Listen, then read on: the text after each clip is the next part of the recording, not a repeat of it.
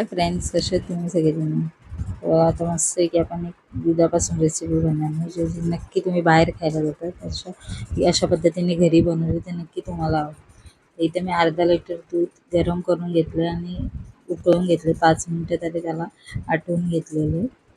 5-6 मिनटं तरी अजून त्यांना उकळून घ्यायचं आहे. तर आपल्याला दूध आटवून घ्यायचं, त्याच्यामुळे कमी करायचं.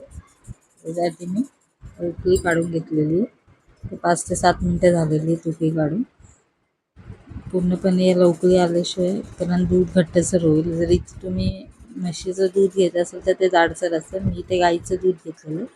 तर बघा, त्याच्यामध्ये मी अर्धी वाटी शेवया टाकलेल्या.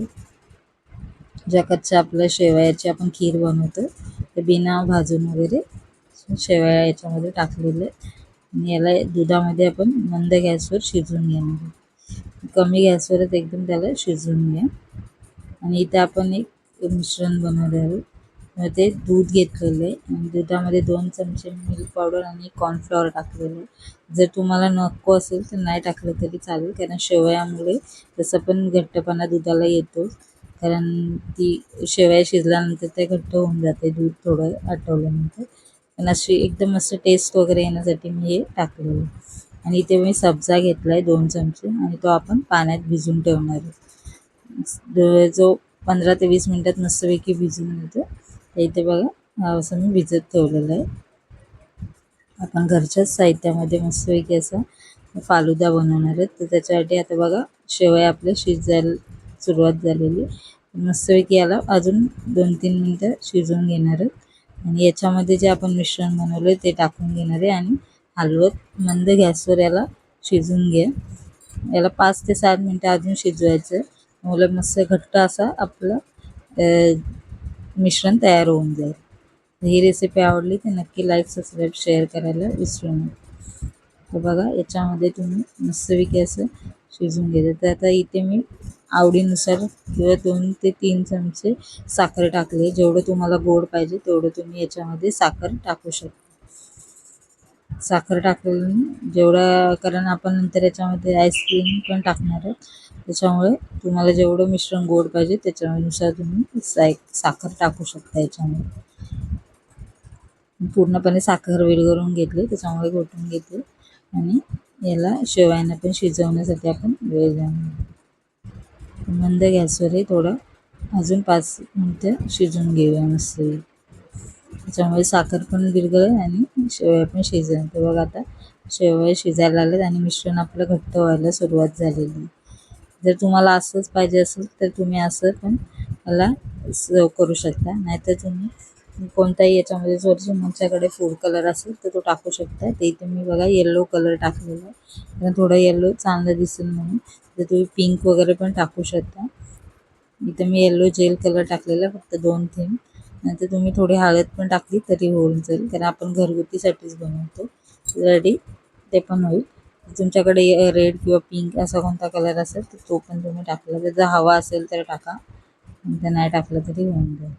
तर बघा आता फक्त 1 मिनटं मी याला 1 ते 2 मिनटं शिजवणार आहे आणि नंतर गॅस बंद करून आपण याला थंड करून घेणार आहोत. थंड करून पूर्णपणे थंड करून थोडा वेळ फ्रीजमध्ये ठेवून द्या, म्हणजे 1 ते 6 मस्तपैकी असं थंड हे सर्व करता येईल आपल्याला. तर इथे मी मलाई कुल्फी बनवलेली आहे घरच्या घरी. त्याची लिंक मी खाली डिस्क्रिप्शनमध्ये देते. बघा किती मस्तपैकी. जर तुम्हाला मलाई कुल्फी वगैरे असे काही टाकायचे नसेल तर तुम्ही व्हॅनिला आईस्क्रीम पण आणून शकून टाकू शकता याच्यामध्ये. तेव्हा मस्तपैकी घरच्या साहित्यातच बनवलेली नक्की रेसिपी बघा तुम्ही. इथे बघा हे मिश्रण मस्त घट्ट पण झालं आणि असं थंड पण केलं मी. बघा किती मस्त मिश्रण रेडी झालेलं आहे आपलं. आता आपण फालुदा बनवण्यासाठी तयारी करणार आहोत. इथे मी 1 ग्लास घेतला. त्याच्यामध्ये जो आपण सब्जा भिजवला टाकला होता तो टाकणार आहे त्याच्यामध्ये पहिले. तसं बघा मस्त भिजलाय, त्याच्यामुळे हा सब्जा आपण टाकणार. आपण बोलतो की बाहेरूनच या गोष्टी आणण्यापेक्षा कधी कधी हे घरी पण बनवलं तर एकदम सोप्या पद्धतीने कमी साहित्यात आणि मस्त टेस्टी पण होतं.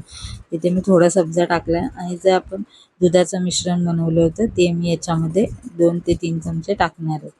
जेवढं तुम्हाला पाहिजे तेवढं तुम्ही याच्यामध्ये सर्व वस्तू टाकू शकता, कारण तुमच्या आवडीनुसार करू शकता. त्याच्यामध्ये 2 ते 3 चमचे मी शेवयांचं मिश्रण टाकलेलं आहे. तुम्हाला पाहिजे तर तुम्ही त्याच्यामध्ये पण सब्जा टाकू शकाल असं, पण आपल्याकडे होतं म्हणून. तर मी ड्रायफ्रूट घेतलेले, जे तुमच्या घरात अवेलेबल असतील ते ड्रायफ्रूट तुम्ही याच्याने काजू, बदाम, पिस्ता आणि मनुका घेतलेले आहेत.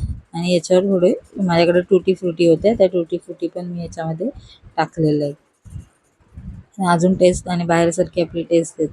कधी कधी आपण केक बीक किंवा असंच काय बनवण्यासाठी वगैरे असं आणतो आणि मग फ्रीजमध्ये तसंच राहतं. त्याच्यापेक्षा हे असं कधी मुलं पण अजून बाहेरचं पेक्षा नुसतं टेस्टी असं खाऊ शकतात. इथे मी थोडे चोको चिप्स पण होते माझ्याकडे, ते टाकलेत. आणि हे बघा, जे आपण मलाई कुल्फी होती त्याचे मी असे कट करून पीसेस टाकलेले आहेत. जर तुम्हाला हे नसेल टाकायचं तर तुम्ही 10 ते 20 रुपयाचा व्हॅनिला आईस्क्रीम आणून पण याच्यामध्ये टाकून त्या टेस्टचं पण बनवू शकता. पण हे पण मस्तपैकी तशाच पद्धतीने बनते आणि एकदम मलाई कुल्फी टेस्टी बनवते घरच्या घरी. आणि जास्त मेहनत पण नाही लागत, कमी याच्यात आणि घरच्या घरची आपली असते, त्याच्यामुळे आपल्याला माहिती आहे किती चांगली होती. आता परत सेम लेअर मी लावणार आहे याच्यामध्ये.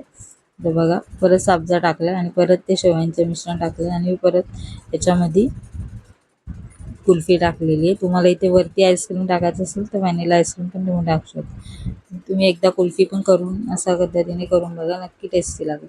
आणि परत इथे मी ड्रायफ्रूट टाकलेले आहेत वरून, जे आवडते ते ड्रायफ्रूट टाका. टुटी फ्रुटी टाकून घ्या. खरंच बाहेरून 50 ते 100 रुपयाचं असं 50-60 रुपये असं खाण्यापेक्षा आपलं घरातच असं बनवून नक्की तुम्ही घे. एवढ्या मिश्रणमध्ये तुम्ही घरच्या सगळ्या लोकांना 3 ते 4 लोकांना पुरू शकता, एवढं ते मिश्रण रेडी झालेलं आहे. तुम्ही 3 ते 4 लोकांना मस्तपैकी बनवून फालुदा घरातच तुम्ही सर्व करू शकता. तर बघा किती टेम्पटिंग आणि किती ते दिसतंय.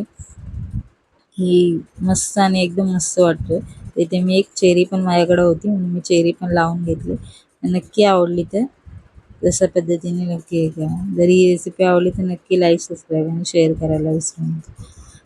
इथे चेरी लावलेली, मी दुसरी लावत होती पण नव्हती टच चांगल्यावर, अशी एकच चेरी लावून चांगली वाटते बघा. आणि वरून परत चॉको चिप्स टाकलेले. तुम्हाला कोण बोलेल की ही बाहेरून आणली नाही आहे, घरातच आपण बनवली. एकदम मस्त आणि टेस्टी आणि एवढी खायला पण एवढी मस्त झाली होती की नक्की रेसिपी आवडली तर लाईक, सबस्क्राईब, शेअर करायला विसरू नका. ती मस्त वाटते, एकदा नक्की बनवून बघा, नक्की आवडेल तुम्हाला. ती मस्त झाली. अशा पद्धतीने तुम्ही जर शेवया बनवून ठेवल्या तर 2-3 दिवस तुम्ही फ्रीजमध्ये पण ठेवू शकता आणि कधी पाहिजे तेव्हा बनवून खाऊ शकता. तर बघा किती मस्त.